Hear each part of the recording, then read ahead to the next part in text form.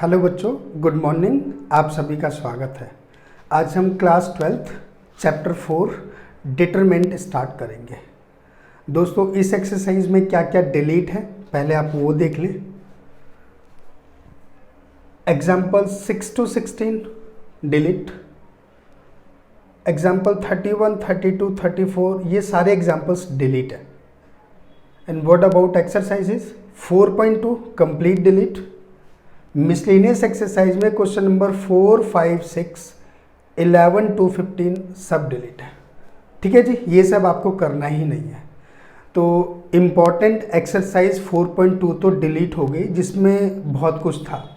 तो आपके पास अब सिलेबस में कुछ नहीं बचा है, मतलब कुछ खास नहीं बचा है करने के लिए। दोस्तों, before reading this chapter you all have to know about matrices, its types and all concepts। वैसे मैंने डिस्क्रिप्शन में लिंक दिया हुआ है, आप देख लेना एक बार। ज़रूरी है वो चैप्टर के बारे में सब कुछ जानना, तब हम डिटरमिनेंट अच्छे से समझ पाएंगे और स्टार्ट कर पाएंगे। वैसे तो वाइल टीचिंग सम्स जो भी आएगा हैंड टू हैंड मैं आपको बताते जाऊंगा, लेकिन कॉन्फिडेंट थोड़ा हो जाओगे अगर मैट्रिसेस के सारे कंसेप्ट आप लोग के क्लियर होंगे। Let's start. मैट्रिसेस में हमने मैट्रिक्स की डेफिनेशन क्या पढ़ी थी?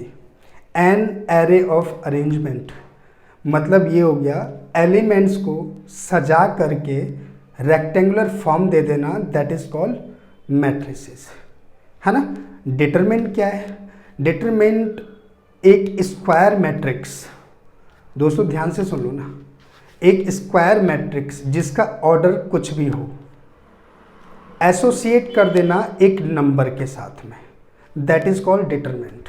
अभी डेफिनेशन मैं लिख दूंगा, एक एग्जांपल से समझ लेते हैं इसको। जैसे मान लो आप क्लास 12 में पढ़ते हैं, कोई सेक्शन एसोसिएट हुआ है आप लोगों को, और सेक्शन में रोल नंबर है कि नहीं आप लोगों का, एक रोल नंबर एसोसिएट हुआ है आप लोगों को, बस यही है determinant.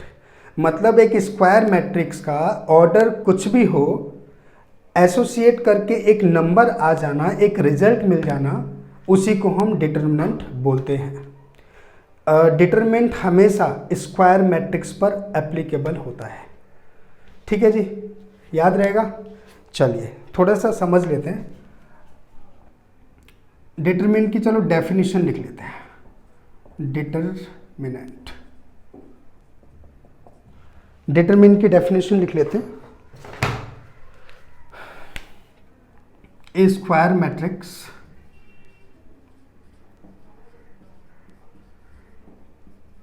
Of order n। Square matrix होता क्या है दोस्तों पता है? Where there is equal number of rows and number of columns. हमेशा नंबर ऑफ रॉज और कॉलम्स इक्वल होते हैं। ठीक है जी। तो क्या लिखा हमने? A square matrix of order n associated with a number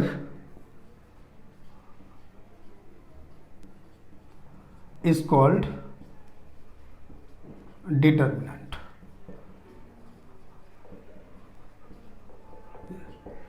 अब इसको लिखते कैसे हैं? इसको डी टी डिटरमिनेंट ऑफ ए, और डिटरमिनेंट ऑफ ए जिसको हम मॉडुलस की फॉर्म में लिखते हैं। मॉडुलस नहीं है दोस्तों, ये मॉडुलस की तरह लिखते हैं इसको, ठीक है, और ट्रायंगल की शेप, ये डिटरमिनेंट है दोस्तों।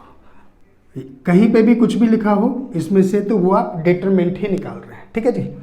इसमें जो डिटरमिनेंट लिखा जाता है वो एक डंडे की शेप में लिखा जाता है, एक सीधा डंडा होता है इसके अंदर। इसके अंदर ऑर्डर कुछ भी हो सकता है, लेकिन ऑर्डर जो होगा वो हमेशा स्क्वायर मैट्रिक्स ही होगा।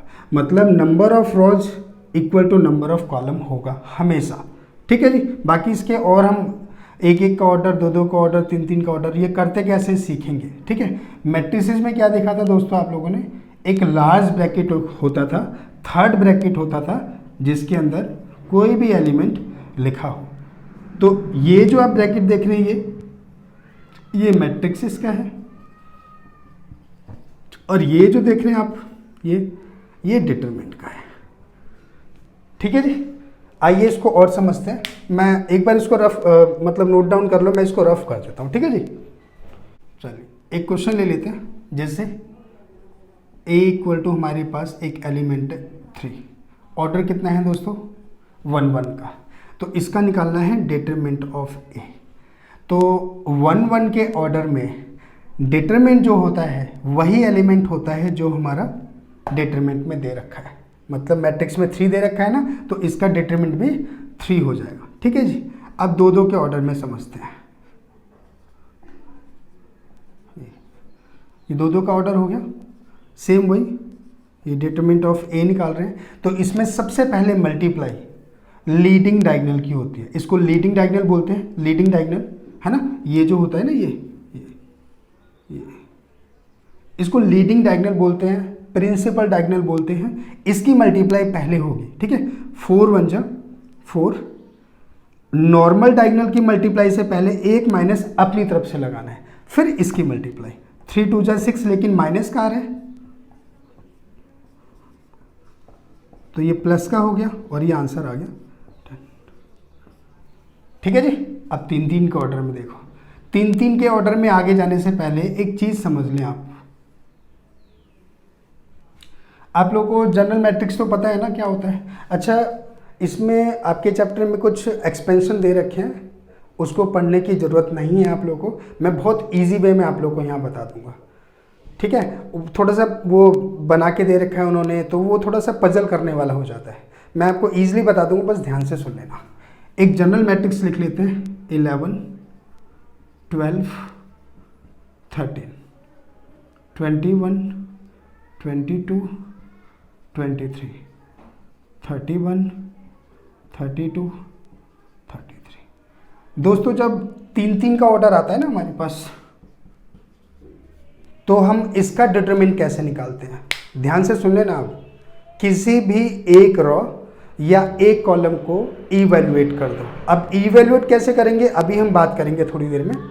किसी भी एक रो या एक कॉलम को आप सॉल्व कर देंगे तो वो डिटरमिनेंट ऑफ ए कहलाएगा, ठीक है। फिर मैं आप लोगों को रिपीट करता हूं कि अगर किसी भी एक रो या एक कॉलम को आप इवैल्यूएट कर देते हैं तो वो डिटरमिनेंट कहलाता है। सिर्फ एक ही को सॉल्व करना है, और इसमें किसी को भी सॉल्व कर दोगे ना, सबका आंसर सेम आएगा, सबका आंसर सेम आएगा। आप चेक कर सकते हैं, खुद ही वेरीफाई कर सकते हैं। अब सुन लो, जैसे मान लो, ध्यान से सुन लेना, जैसे मान लो हम रॉ 1 ये यहाँ से हम एक्सपेंड करने वाले हैं, तो एक्सपेंड करने के लिए आपको सबसे इंपॉर्टेंट क्या ध्यान रखना है कि इसके अंदर कौन से फंक्शन प्लस के होते हैं और कौन से फंक्शन माइनस के होते हैं, समझ लेना। जैसे A11 है, तो A11 का मतलब ये देखो क्या लिखा है, I यहाँ पे 1 है और J यहाँ पे 1 है, तो ये ऑड हो गया कि इवन हो गया, बताओ। इवन हो गया, इनकी पावर ऐड करके देखो, 1 और 1 कितना हो गया 2, इवन। अच्छा 1 2 की बात करें तो ये क्या हो गया ऑड, 1 और 2 3 हो गया। अब सबसे इंपॉर्टेंट जो पते की बात है, जो सीक्रेट है इस पूरे डायग्राम में, जहाँ पे भी I और J ऐड करके ऑड फंक्शन बनेगा, ऑड, वो फंक्शन माइनस का होगा। मतलब आपको वो फंक्शन नेगेटिव लेना है, अपोजिट लेना है, ठीक है जी। आप चेक कर लो, इसमें ये वाला नेगेटिव हो गया ना नेगेटिव, ये वाला नेगेटिव हो गया, ये वाला नेगेटिव हो गया, ये वाला नेगेटिव हो गया। इसीलिए इसको डिटरमिनेंट को हम ऐसे भी लर्न करते हैं। मतलब ये हो गया कि ये साइन आप लोग को अब मालूम हो गया कि माइनस कहाँ कहाँ होगा, राइट। कई बच्चे डिटरमिनेंट को ऐसे सॉल्व करते हैं। अब ऐसे सॉल्व करने के बाद आपको क्या ध्यान रखना है, आपको पता है कोई सी भी एक रो या एक कॉलम को इवैल्यूएट करना है, तो अब कहाँ पे माइनस हाइड है वो आप खुद ही देख लें। अगर जैसे मान लो मैं रो 1 को इवैल्यूएट करूँगा, तो जो ये सेकंड नंबर पे आएगा जिसको A12 बोलते हैं, यहाँ पे एक माइनस हाइड है ना। अगर आप इसको सॉल्व करते हैं, रो 2 को सॉल्व करते हैं, तो यहाँ पे देखो 2 वैल्यू हाइड है माइनस की, 21 और 23, और लास्ट वाला अगर रो लेते हैं हम, तो यहाँ पर 32 माइनस का होगा। तो कोई भी रॉ आप सॉल्व करेंगे तो ये ध्यान रखना कि माइनस कहाँ पर होता है, माइनस कहाँ हाइड है। सीधी सी बात है, जहाँ ऑड फंक्शन होगा फटाफट आई और जे को ऐड कर लेना। अगर ऑड आ गया आपके माइंड में तुरंत आ जाएगा ये फंक्शन माइनस का होगा। ठीक है जी। तो अब ना हम 3-3 के ऑर्डर पे हम एक इसको सॉल्व करके देखते हैं, देखना कितना इजी होगा। आपको कोई भी एक्सपेंशन पढ़ने की ज़रूरत नहीं है, सिर्फ ये ध्यान रखेंगे आप, सिर्फ कहाँ पे ऑड होता है कहाँ पे इवन होता है। आइए एक एग्जांपल के साथ समझते हैं। देखिए एक क्वेश्चन है ऑर्डर 3-3 का, क्वेश्चन में लिखा हुआ है इवैल्यूएट करो। तो कभी भी 3-3 का ऑर्डर करेंगे आप तो बस आपके माइंड में ये साइन याद होने चाहिए। अब ये माइनस क्या है मैंने आपको बताया था, जहाँ पे ऑड फंक्शन हो रहा है। किसी भी एक रॉ को या किसी भी एक कॉलम को सॉल्व कर दो। तो थोड़ा सा इजी चूज करना, फर्स्ट वाला रॉ सेलेक्ट करो। इससे क्या होगा, सिर्फ एक ही माइनस हाइड होगा, राइट। अब इसको करते कैसे हैं सुन लो ध्यान से। पहले 1 लिखा, इस 1 की सीध में कॉलम और रॉ एलिमिनेट कर दो। क्या बच गया वो यहां पे लिख लो ऐसे। ठीक है जी, चलो जी एक का काम हो गया, दूसरे नंबर पे आ जाओ। अच्छा जो पहला फंक्शन था वो प्लस में था ना, तो यहाँ प्लस लगाओ ना लगाओ कोई फर्क नहीं पड़ता। दूसरा वाला फंक्शन क्या था, यहाँ पे पहले से ही माइनस होता है और ये क्या है प्लस। तो ध्यान से यहाँ पे जो भी लिखा होगा उसको अपोजिट करके ले लेना, क्योंकि माइनस हाइड होता है ना। अब इसको भी सेम वैसे हमने इसको सेलेक्ट किया है, तो इसकी सीध में कॉलम और रॉ एलिमिनेट कर दो। मतलब ये वाला एलिमिनेट कर दो और ये वाला एलिमिनेट कर दो। क्या बच गया वो लिख लो एक बार ऐसे। फिर उसके बाद लास्ट में क्या है 4, ये 4 लिखो और ये चेक कर लो यहाँ पे 4 प्लस का है, ठीक है। फिर सेम वैसे 4 की सीध में कॉलम और रॉ एलिमिनेट हो जाएगा। तो क्या बच जाएगा -1 4 3 1। ठीक है जी, एक बार फिर से समझ लो क्योंकि ये जरूरी है, आने वाले क्वेश्चंस के अंदर ये बहुत यूज होगा। थर्ड वाला, ठीक है। सबसे पहले पहला वाला हम ये सेलेक्ट करेंगे जिसको 11 बोलते हैं। 11 के सीध में हम क्या करेंगे, टी शेप एल शेप बना दो। जैसे देखो यहाँ पर कॉलम जो एलिमेंट पकड़ोगे ना उसी की सीध में कॉलम और रॉ खत्म कर दो। कॉलम खत्म, रॉ खत्म, क्या बच गया वो लिख लो यहाँ। पहला हो गया। दूसरा वाला हमेशा ध्यान रखना, दूसरा वाला आप जब लेंगे तो यहाँ पे -1 हाइड है और यहाँ पे जो भी निशान होगा उसको अपोजिट करके लिखो। यहाँ पे प्लस है, एक माइनस हाइड होता है तो प्लस माइनस माइनस हो गया। अब इसी की सीध में क्या होगा, कॉलम खत्म, रॉ खत्म, क्या बच गया -1 4 और ये 0 0।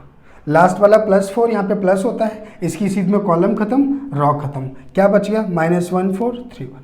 बस अब इसको कैसे सॉल्व करते हैं, पहले लीडिंग डायगोनल, इसकी मल्टीप्लाई पहले होगी तो 3 की 0 में करेंगे 0, एक माइनस अपनी तरफ से, फिर इसकी मल्टीप्लाई 1 की 0 में करेंगे तो 0, -2 पहले इसकी मल्टीप्लाई, माइनस की 1 की 0 में करेंगे 0, एक माइनस अपनी तरफ से, फिर इसकी मल्टीप्लाई, फिर +4 पहले इसकी मल्टीप्लाई, -1 एक माइनस अपनी तरफ से, फिर इसकी मल्टीप्लाई, 4 3 12। देखो कितना इजी हो गया, कितना हो गया, ये 0, ये भी 0 हो गया, ये माइनस का 13, ये कितना हो गया 0, ये भी 0 और ये माइनस का 52। ये लो जी आंसर। तो ये 3-3 के ऑर्डर में आपको थोड़ा सा ध्यान रखना है, कोई भी एक रॉ या एक कॉलम लेंगे तो कहाँ पे क्या हाइड होता है वो यहाँ लेते समय उनके साइन अपोजिट कर देना। ठीक है जी, देख लो एक बार, आगे बढ़ते हैं। अब बच्चों 4.1 का एक क्वेश्चन नंबर 3 है। ए हमें दे रखा है, then show that determinant of 2a equal to 4 of determinant of A. चलिए जी कोई बात नहीं, क्वेश्चन नंबर 3 का सॉल्यूशन देख लेते हैं। LHS क्या लिखा है दोस्तों, डिटरमिनेंट ऑफ 2a, मतलब ये हो गया कि पहले आपके पास 2a होना चाहिए, उसके बाद उसका डिटरमिनेंट निकलेगा। तो पहले आप इसको निकालो, 2a ये निकालना है पहले आपको, ठीक है।